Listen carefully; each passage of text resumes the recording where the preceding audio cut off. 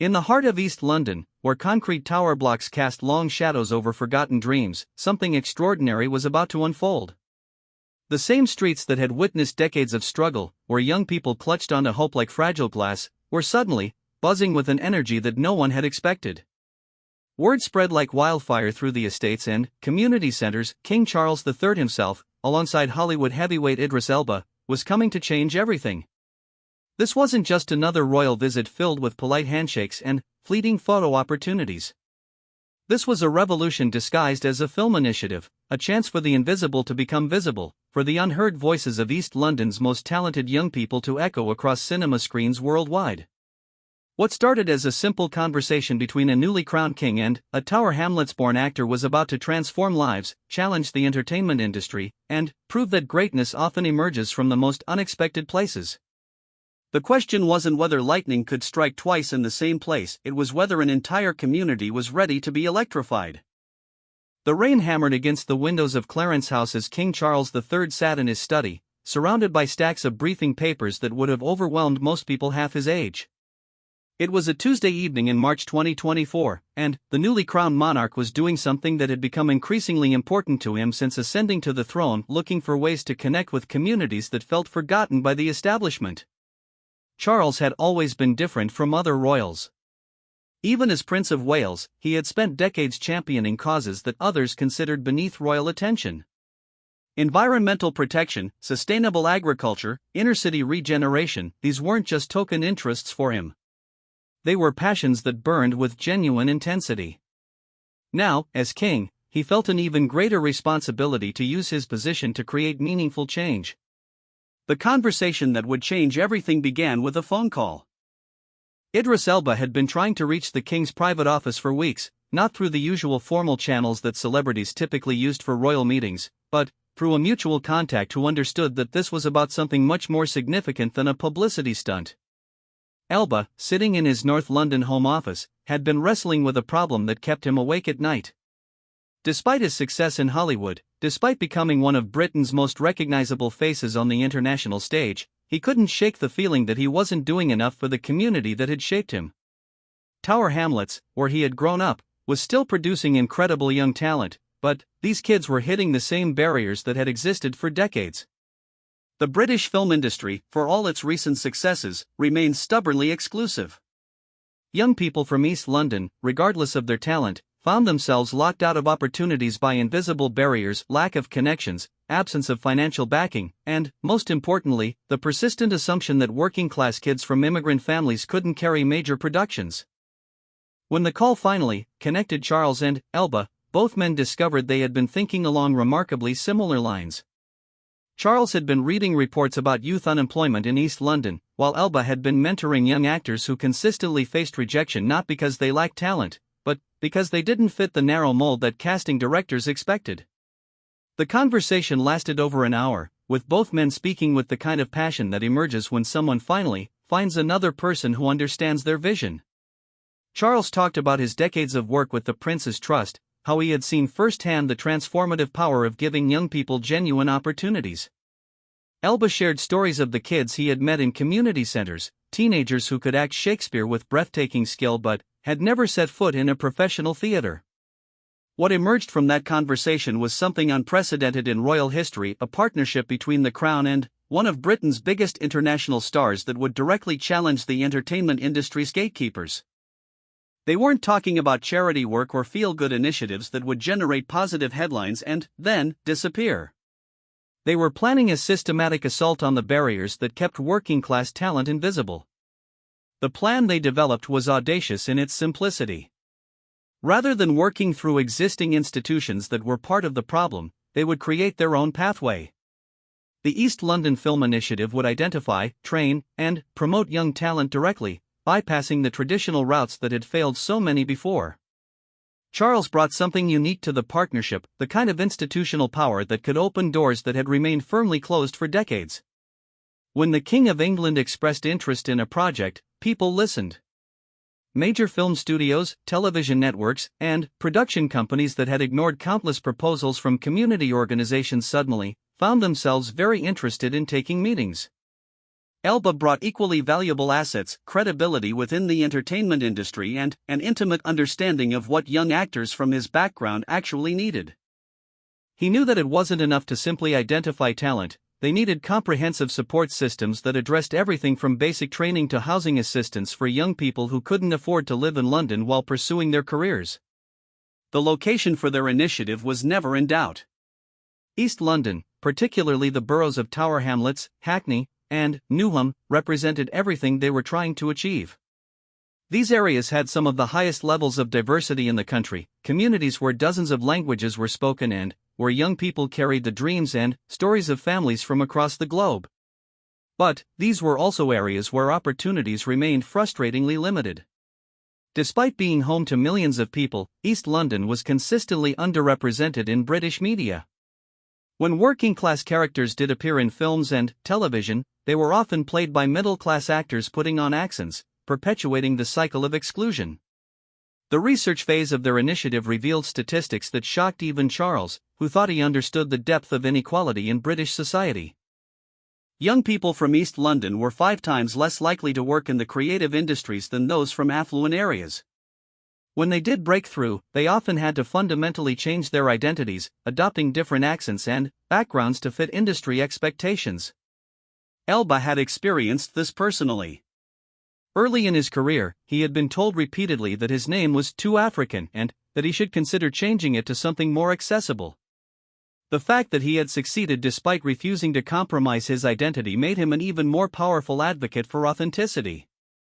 The royal household initially approached the project with the kind of caution that characterized most of their public initiatives. Charles's private secretaries were concerned about the political implications of the crown being seen to criticize the entertainment industry. There were worries about appearing to favor one community over others, and questions about whether this kind of direct intervention was appropriate for the monarchy. Charles dismissed these concerns with the kind of authority that came from decades of navigating royal protocol while pursuing his convictions. This wasn't about politics, he argued, it was about recognizing and nurturing British talent wherever it existed. If the monarchy couldn't support its own citizens' aspirations, what was its purpose in the modern world? The first public hint of what was coming appeared in an obscure paragraph buried in the court circular, the official record of royal activities. It mentioned that His Majesty had held a private meeting with representatives of the British film industry to discuss youth development opportunities. Most journalists ignored it entirely, assuming it was another routine royal engagement. Only one person picked up on the significance: Sarah Chen, a junior reporter for the East London Advertiser, who had grown up in Tower Hamlets and understood the code words that establishment figures used when they were actually talking about her community. She began making phone calls, following leads that eventually led her to sources close to both Charles and Elba. Meanwhile, in community centres across East London, a different kind of preparation was taking place. Youth workers who had spent years watching talented young people drift away from their dreams were suddenly being contacted by representatives from the royal household. Meetings that had previously taken months to arrange were happening within days. Marcus Williams, who ran drama workshops in a converted church hall in Bethnal Green, received a phone call that initially made him suspicious. People claiming to represent the king didn't usually contact grassroots community workers directly. But, when the caller knew specific details about his programs and mentioned Idris Elba by name, Williams began to believe that something genuine was happening. The young people themselves remained largely unaware of what was being planned. They continued attending their regular drama classes, writing scripts in their bedrooms, and dreaming about careers that seemed impossibly distant. Some had heard rumors that something big was coming to their area, but, in communities where broken promises were common, most had learned not to get their hopes up too quickly. Amara Okafor, 17 years old and studying for her A-levels while working weekend shifts in her family's corner shop, was one of these dreamers. She had been writing and performing her own material since she was 12, creating characters and stories that drew on her experiences as a second-generation Nigerian immigrant in East London. Her work was raw, authentic, and powerful, but she had never imagined it could lead to a professional career. In the final weeks of preparation, both Charles and Elba made private visits to East London, traveling separately and with minimal security to get a genuine sense of the communities they were planning to serve. Charles spent an afternoon in a youth center in Poplar, watching young people rehearse scenes from plays they had written themselves. Elba visited his old school in Hackney, talking to current students about their aspirations and the obstacles they faced. These visits convinced both men that they were on the right track. The talent was undeniable, abundant, and desperately in need of proper support. What they witnessed wasn't just potential, it was excellence that had been systematically ignored by an industry that claimed to value diversity while continuing to draw from the same narrow pools of privilege. The stage was set for an announcement that would challenge assumptions, create opportunities, and prove that the most powerful partnerships sometimes emerge from the most unexpected alliances. A king and a Hollywood star were about to change the rules of the game, and East London would never be the same again. The announcement came on a crisp April morning that would be remembered as a turning point in British entertainment history. The venue chosen for the launch was deliberately symbolic, not a glitzy West End theatre or a royal palace, but the Bernie Grant Arts Centre in Tottenham, a community space that had been nurturing local talent for decades while remaining largely invisible to the mainstream industry. When journalists received invitations to attend a special announcement regarding British film and television, most assumed it would be another routine cultural initiative. The presence of both King Charles III and Idris Elba on the guest list certainly elevated the event's profile, but few anticipated the seismic shift that was about to be announced. The morning began with something unprecedented in royal protocol, His Majesty arriving not in an official car with full security detail, but in a modest vehicle accompanied only by essential personnel. Charles had insisted on this approach, understanding that the optics of the royal motorcade sweeping into a community that had often felt abandoned by the establishment would undermine everything they were trying to achieve. Idris Elba arrived separately, having spent the previous evening in his childhood neighborhood, talking to young people who had no idea their lives were about to change. He walked through the same streets he had navigated as a teenager, past the same corner shops and bus stops, but now carrying the weight of responsibility for an entire generation's dreams. The Bernie Grant Arts Centre was buzzing with an energy that its staff had rarely experienced. Young people from across East London had been invited to attend, chosen not through traditional casting agencies or drama schools, but through community organizations, youth centers, and word-of-mouth recommendations from local workers who knew where the real talent lay hidden. Zara Hassan, 16 years old and, from a Bangladeshi family in Whitechapel, had received her invitation through her English teacher, who had recognized her extraordinary ability to bring characters to life during classroom readings. She sat in the front row, wearing her best hijab and clutching a notebook filled with stories she had written about her community's experiences. Next to her sat David Thompson, 19 years old and recently graduated from a comprehensive school in Hackney. He had been supporting his family by working in a warehouse while attending evening drama classes, never imagining that his talent for comedy and character work would attract royal attention. When Charles entered the room, the atmosphere shifted in a way that surprised everyone present. Instead of the formal distance that usually characterized royal events, there was an immediate sense of connection. The king moved through the crowd, stopping to talk with young people, asking about their work and their aspirations with genuine interest rather than polite royal small talk. Elba's entrance generated a different kind of excitement, the thrill of meeting someone who had achieved the kind of success that these young people dreamed about, but who had started from exactly where they were now.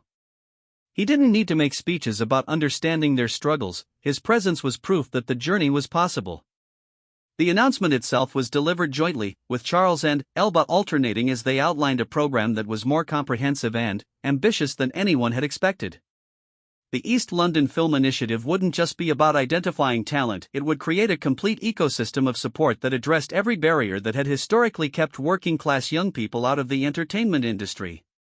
The program would begin with intensive training workshops led by industry professionals, but these wouldn't be generic acting classes. Instead, they would focus on developing authentic voices, helping young people refine and amplify the unique perspectives that came from their backgrounds rather than teaching them to imitate established patterns. Charles spoke about the importance of authentic storytelling, drawing on his decades of interest in architecture and urban planning to explain how communities that were rich in human experience often remained invisible in popular culture. The stories that matter most, he said, are often the stories that haven't been told, the voices that haven't been heard. Elba was more direct, sharing his own experiences of being told repeatedly that there wasn't space for someone like him in British entertainment. "I want these young people to hear yes instead of no," he said. "I want them to know that their accents, their backgrounds, their families' stories aren't obstacles to overcome, they're strengths to celebrate." The financial backing for the initiative was substantial enough to make a real difference. Charles had personally contributed significant funds from his private income, while Elba had leveraged his Hollywood connections to secure additional support from major studios who were increasingly aware of the commercial value of diverse storytelling. But money was only part of the equation. The real breakthrough was the network of industry connections that both men brought to the project. When established actors, directors, and producers received personal invitations from King Charles to mentor young talent, saying no became virtually impossible. Emma Williams, a BAFTA-winning director who had built her career on independent films, found herself contacted directly by the royal household about participating in the program.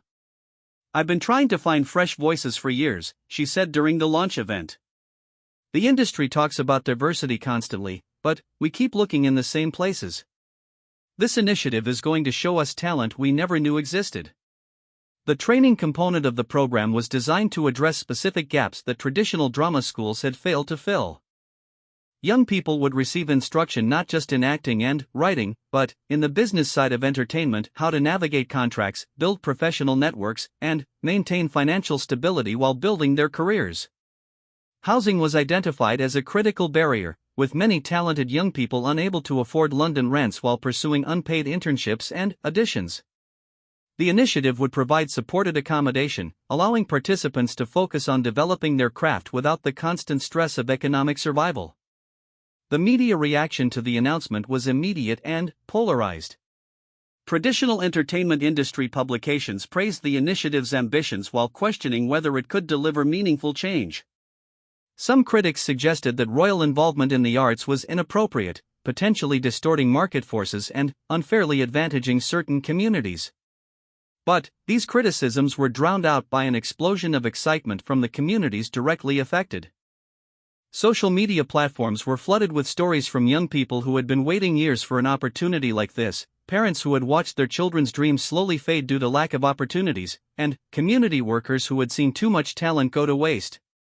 Sarah Chan, the reporter who had first picked up hints about the initiative, found herself at the center of a media frenzy as outlets across the country scrambled to understand the significance of what had been announced. Her background in East London gave her unique insight into why this program mattered so much to communities that had been systematically excluded from cultural representation. The application process for the program was deliberately designed to reach young people who had never engaged with traditional arts institutions. Rather than requiring expensive portfolios or professional headshots, applicants were invited to submit videos recorded on their phones, performing material they had created themselves. The response was overwhelming. Within the first week after applications opened, over 3,000 young people had submitted material. The diversity of talent was extraordinary: spoken word artists from Somali communities, comedy writers drawing on their experiences as young carers, actors who had learned their craft performing in religious or community festivals. Maya Patel, 15 years old and from a Hindu family in East Ham, submitted a monologue she had written about navigating identity as a teenager caught between traditional family expectations and contemporary British culture. Her performance, recorded in her bedroom with traffic noise audible in the background, demonstrated a level of emotional sophistication that impressed even experienced industry professionals. The selection process became an event in itself, with panels of judges that included established stars alongside community representatives. The goal wasn't to find young people who already looked like traditional actors, but to identify authentic voices that could bring new perspectives to British storytelling. Idris Elba personally reviewed hundreds of submissions, often staying up late into the night watching performances that moved him to tears or laughter. "These kids are writing about experiences I recognize from my own childhood," he said during one selection meeting. "But they're finding ways to express these experiences that are completely fresh."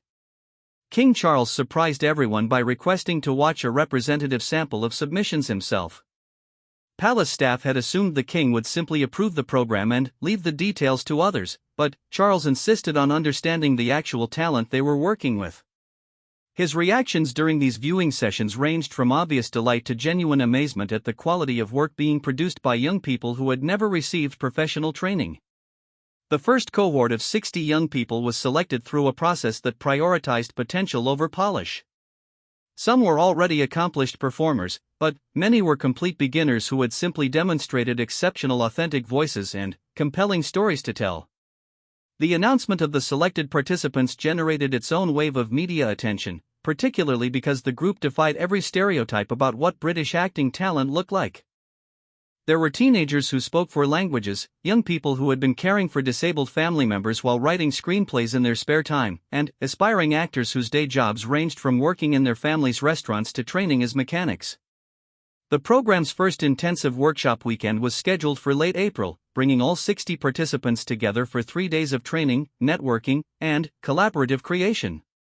The venue was a conference center in Docklands, chosen specifically because it was accessible to participants from across East London while providing professional facilities that matched industry standards.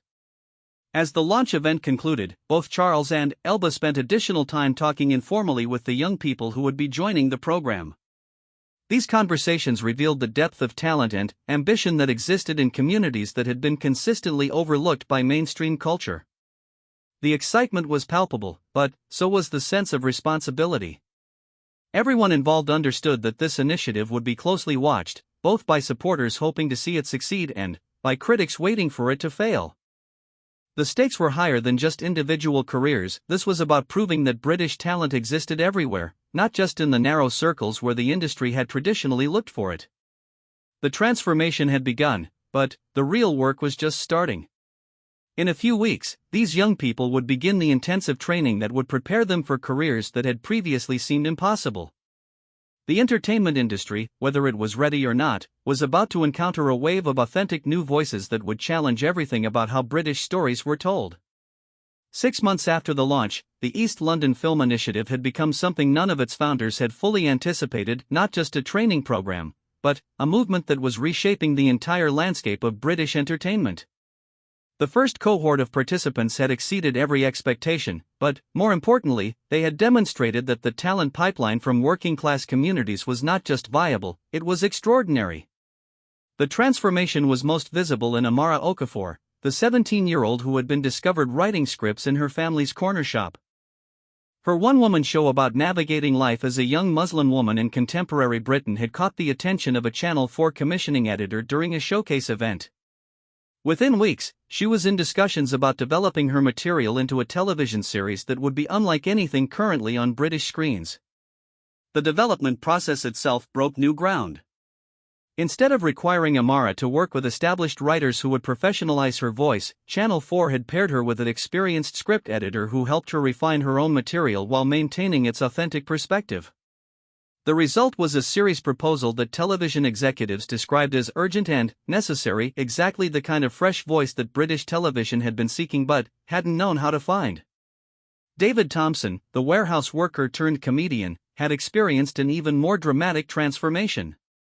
His observational comedy about working-class life in East London had earned him a spot on a BBC Radio 4 comedy panel show, making him one of the youngest regular contributors in the program's history. More significantly, he had been commissioned to write and perform a series of comedy sketches that would be broadcast during peak viewing hours. The success of individual participants was remarkable, but the broader impact of the initiative was even more significant. Casting directors across the industry had begun actively seeking out talent from the program, recognizing that these young people brought authenticity and perspectives that couldn't be replicated by traditional training methods. Julia Martinez, a senior casting director who had worked on major British films for over 2 decades, found her approach to casting fundamentally changed by her involvement with the initiative. "I used to think good acting was about technique and training," she explained during an industry conference. "These young people showed me that good acting is about truth. They're not performing working-class characters, they are working-class characters, and that authenticity translates into performances that are more powerful than anything you can learn in drama school." The program's success had also attracted attention from international producers. Hollywood studios, increasingly aware of the global appetite for diverse storytelling, had begun sending representatives to the initiative's showcase events. Several participants had received invitations to audition for major American productions, something that would have been unthinkable through traditional British casting channels. King Charles had maintained his involvement throughout the program's development, attending regular briefings and occasionally visiting training sessions unannounced. His commitment went beyond royal patronage. He had become genuinely invested in the individual journeys of the participants. Palace staff reported that the king frequently asked for updates on specific young people, remembering details about their projects and family situations that demonstrated the depth of his engagement. The royal involvement had opened doors that remained closed to conventional diversity initiatives. When Charles personally invited prominent actors to mentor program participants, the response rate was nearly 100%. Established stars who rarely made time for educational outreach found themselves spending weekends working with teenagers from Tower Hamlets and Hackney. Dame Helen Mirren, initially skeptical about royal involvement in the arts, became one of the program's most enthusiastic supporters after working with a group of young women who were developing a play about intergenerational trauma in immigrant families. "These young actresses taught me more about performance than I taught them," she said during a television interview. "They have access to emotional truth that comes from lived experience, not from character study." Idris Elba's role had evolved from co-founder to active mentor and industry advocate. He had used his Hollywood connections to create opportunities that extended far beyond the program's original scope. Major studios were now actively seeking British talent with authentic working-class backgrounds, partly because Elba had demonstrated the commercial value of diverse storytelling through his own career choices. The ripple effects extended into areas that hadn't been anticipated during the program's planning phase. Young people who hadn't been selected for the main program had formed their own creative collectives, inspired by seeing their peers achieve success. Community centers across East London reported increased enrollment in drama and writing workshops, as the initiative had demonstrated that creative careers were genuinely achievable for local young people. The economic impact was beginning to register as well. Television and film productions were increasingly choosing to base their operations in East London, attracted by the concentration of emerging talent and the authentic locations that these stories required. Local businesses were benefiting from increased production activity, while young people were finding entry-level jobs on productions that were filming in their own neighborhoods. Zara Hassan, the 16-year-old writer from Whitechapel, had become something of a phenomenon in literary circles. Her collection of short stories, developed during the program's writing workshops, had been picked up by a major publishing house. The book, titled Voices from the East, offered insights into contemporary British Muslim experiences that had rarely been represented in mainstream literature. The publishing deal had created opportunities beyond Zara's individual success. Her publisher, impressed by the quality of writing emerging from the program, had established a new imprint specifically focused on working-class and minority voices. Several other participants were now under contract to develop their own books, creating a pipeline of authentic British literature that reflected the country's actual diversity. The program's success had also attracted criticism from unexpected quarters. Some established actors and industry professionals argued that the initiative created an unfair advantage for participants, effectively jumping the queue that others had waited years to navigate. These criticisms intensified when several participants landed major roles within months of completing their training, achievements that typically took years of struggle for conventionally trained actors. Charles addressed these concerns directly during a speech at BAFTA headquarters, arguing that the traditional queue had never been fair to begin with. "We are not creating advantages for these young people," he said. "We are removing disadvantages that should never have existed. Talent is distributed equally across all communities, but opportunity has not been." The data supported his argument. Research conducted by the program's academic partners revealed that young people from East London were statistically as likely to possess exceptional creative ability as their counterparts from more affluent areas, but had been systematically excluded from pathways into professional entertainment careers. The training methodology developed by the program had begun to influence drama education more broadly. Several established drama schools had requested permission to adapt elements of the curriculum, particularly the emphasis on developing authentic voice rather than conforming to established performance standards. The approach challenged fundamental assumptions about actor training. Instead of teaching young people to modify their accents and mannerisms to fit industry expectations, the program celebrated and refined their natural ways of speaking and moving. The result was a generation of performers who brought genuine cultural authenticity to their roles. Marcus Williams, the community worker who had been among the first to be contacted about the program, had seen his own career transformed by his involvement. His innovative workshop methods had attracted attention from arts organizations across the country, and he had been invited to develop similar programs in other underrepresented communities. The most important thing we've learned, Williams reflected during a conference on community arts, is that you don't find talent in these communities, you recognize talent that was always there. Our job isn't to create actors and writers, it's to remove the barriers that prevented them from being seen. The program's influence on mainstream British culture was becoming visible in unexpected ways.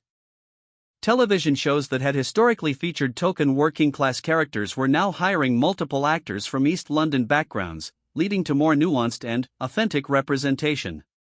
The change was subtle but significant. Working-class characters were no longer just comic relief or social problems to be solved, but complex individuals with their own agency and perspective. The international attention had exceeded everyone's expectations. The program had been featured in major American entertainment publications, with several articles describing it as a model for addressing diversity issues that plagued film industries worldwide. Delegations from other countries had visited London to study the initiative's methods, with similar programs being developed in cities from Toronto to Melbourne. By the end of the first year, the statistics were remarkable. Over 70% of program participants had secured paid work in the entertainment industry, from leading roles in major productions to behind-the-scenes positions that provided stable career foundations. More importantly, retention rates were exceptionally high. These young people weren't just getting opportunities, they were building sustainable careers. The success had created momentum for expansion. Charles and Elba announced plans to extend the program to other British cities with large working-class populations, recognizing that East London's transformation could be replicated elsewhere. Birmingham, Manchester, and Glasgow were identified as potential locations for similar initiatives. The program had also sparked broader conversations about class and representation in British society. Academic institutions were developing new research programs focused on cultural access and opportunity, while government agencies were examining how similar principles could be applied to other industries where working-class communities remained underrepresented. Perhaps most significantly, the young people who had participated in the program were beginning to create opportunities for the next generation. Several participants had established their own production companies, specifically focused on developing projects that featured working-class communities and perspectives. They were using their newly acquired industry access to extend ladders back to their communities, ensuring that the transformation would continue beyond their individual successes. The East London Film Initiative had achieved something that policymakers and industry leaders had been attempting for decades. It had actually changed the composition of British entertainment, not just in terms of who was being hired, but in terms of whose stories were being told and how they were being told. As the program moved into its second year, the focus shifted from proving that working-class talent existed to ensuring that the opportunities being created would be sustainable and permanent. The young people who had been given their first chances were now in positions to influence casting decisions, commissioning choices, and industry culture more broadly. The initiative had demonstrated that meaningful change in creative industries required more than good intentions or diversity targets. It required systematic intervention that addressed structural barriers while celebrating the authentic voices that had been systematically excluded. King Charles III and Idris Elba had created more than a training program. They had sparked a cultural revolution that would reshape British storytelling for generations to come.